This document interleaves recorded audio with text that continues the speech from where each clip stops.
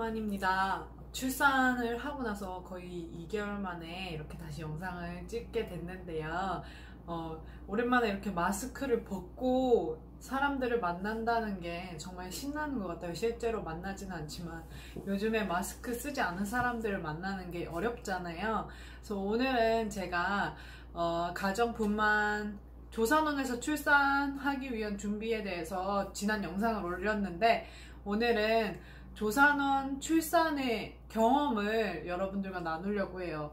사실 조산원에서 출산을 하기로 결심을 했었지만 실제로는 조산원에서 출산을 하지 않고 집에서 제가 출산을 했습니다. 가정분만을 했는데요. 그 경험에 대해서 여러분들하고 나누도록 하겠습니다. 아이를 출산했어요. 40째 주 때부터 엄청나게 긴장을 하고 있었고, 내가 유도분만을 하러 병원에 가야 되나 말아야 되나 아주 많은 고민을 하고 있었어요. 배는 점점 커오고 무거워지고 잠자는 것은 힘들어지는데, 내가 유도분만을 해서 아기를 빨리 낳아야 될까 아니면 기다려야 될까 엄청 고민하다가 병원에 가면 유도분만을 해서 아기를 낳으라고 할 것 같아서 겁이 나서 못 가겠고, 그래서 제가 조산사분에게 전화를 했어요. 제가 41주가 됐는데도 아기의 신호가 없어요, 이렇게 말씀드렸더니 42주까지는 정상분만이라고 마음 편하게 기다려보라고 하시더라고요. 그래서 42주까지 기다려보기로 했습니다. 그랬더니 41주 2일 때에 이제 출산의 기미가 보이기 시작했어요. 그래서 오전 10시에 이슬이 비쳤어요. 그래서 그 순간에 깨달은 게, 오늘 안에 내가 출산을 하겠구나, 오늘 내일 안에 출산을 하겠구나 라는 생각이 들어서 먼저 이제 조산사에게 연락을 했어요. 그런데 그날 마침 저희가 차가 없는데 친정 부모님 차를 타고 이제 조산원까지 갈 생각이었거든요. 그런데 부모님이 때마침 오늘 부모님께서 일정이 있으셔가지고 이제 부모님 차를 사용할 수 없게 됐어요. 그래서 그거를 이제 조산사분에게 말씀드렸더니, 그러면 사실 가정분만이 더 좋다, 움직일 필요가 없으니까 집이 훨씬 좋다, 그래서 집에서 낳는 게 어떻겠느냐 하셔가지고, 그러면 가정분만을 해보자 이렇게 해가지고 당일날에 가정분만을 결심했습니다. 그리고 이제 10시에 이슬이 비쳤고요. 그 순간 딱 드는 생각이, 내가 지금부터 한 3개월쯤은 외식을 못하겠구나, 남편과 데이트를 못하겠구나, 그 생각이 딱 들어가지고 첫째 애를 남동생한테 맡기고 남편하고 데이트를 갔어요. 근데 이제 가진통이 조금씩 오고 있었거든요. 거의 10시부터는 1시간에 한 번씩 이렇게 있었어요. 그러다가 이제 10시에 이제 이슬을 비치고 12시에 점심 데이트를 나갔어요. 그래서 데이트를 나갔는데 이제 조금 간격이 짧아지기 시작하는 거예요. 그래서 조산사분이 오늘 확인해 보겠다고 오후 2시에 오시겠다고 하셨거든요.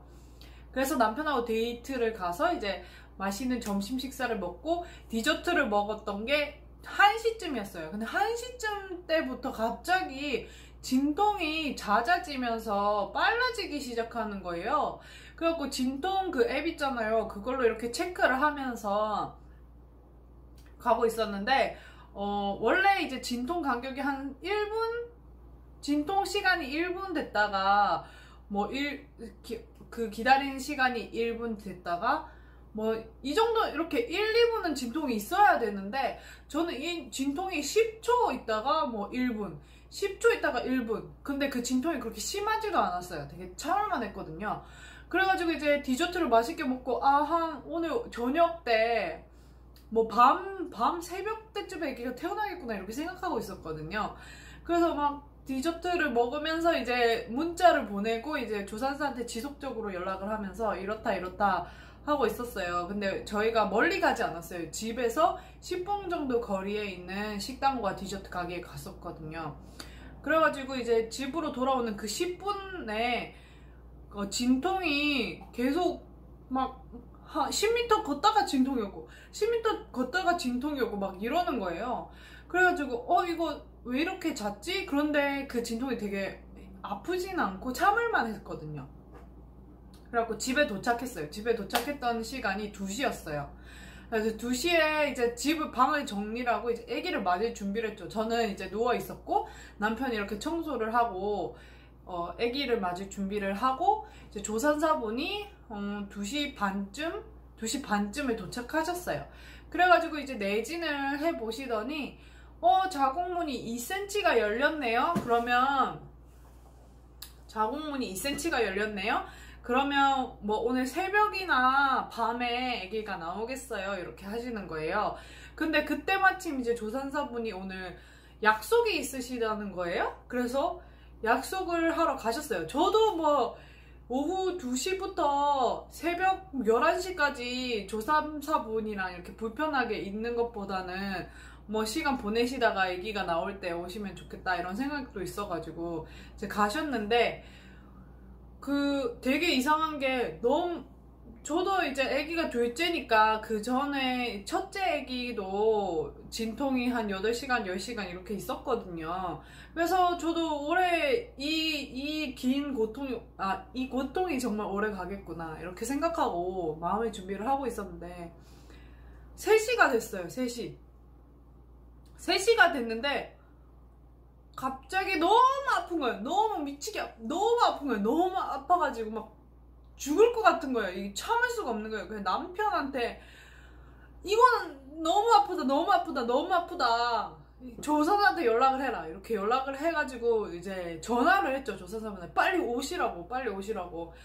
그랬는데 이제 조산사분이 약속 장소에 가시다가 이제 다시 턴을 해가지고 돌아오고 계셨어요. 돌아오고 계셨는데 그 연락을 하고 나니까 갑자기 양수가 팍 터지는 거예요. 양수가 터져가지고 막 양수가 터지고 나니까 정말 죽을 듯이 더 아픈 거예요. 진짜 미치기 너무 아픈 거예요. 너무 아파서 이제 난리가 난 거죠. 이거 엄마 불러라. 친정 엄마 부르고 조산사분 언제 오시냐고 연락하니까 1시간 거리에 있다고 이렇게 하시는 거예요.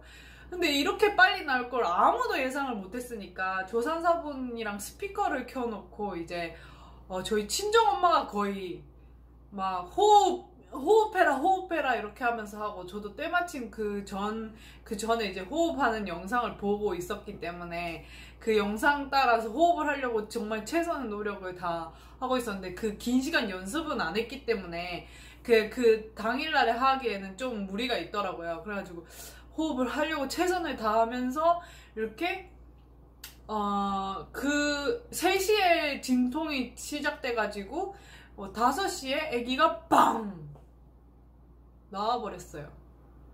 그래서 실제 진통 기간이